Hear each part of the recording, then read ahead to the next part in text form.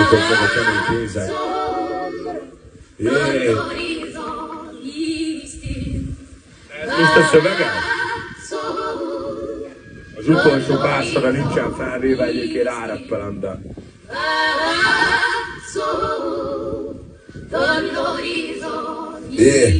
A legnagyobb tereket teszik rám, mindig olyanokat látok, de nem is valós, csak a pagányra haragszok leginkább. Folyton ívott és levitte megint a rossz, amit te is én érzek, az nagyon más.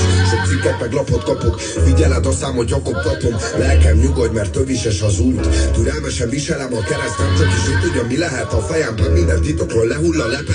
Ideig, óráig legalább az lehettem, aki akartam lenni, de ennyi. Próbálok mindenkinek mindent megadni, pénzem meg sikerem meg annyi, de a portól nem lehet megosztani. Az utolsó üveget bontom, majd fordulok velem, ész ki a gondok, mindenőnek küldöm a pokot, nem tudja se melyik, megjártam a poklot.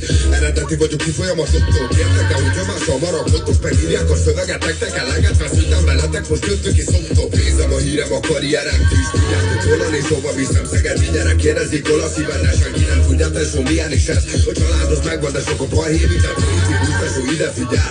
Rengeteg cigi van állam, de kurz, mert a pogányi dulót nem vihetik el. Sok a dolog, ami belém végeztem izgat, nem teszek elég tételt, és hogy elhiszem végül is ezért tényleg. Hallgassátok, ez a reménységem, hogy...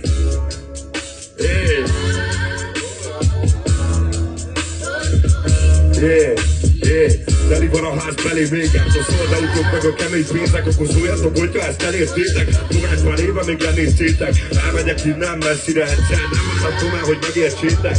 Nehéz meg emészteni ez a spirát, ez úszó, ha nem ér véget. Köszönjük szépen!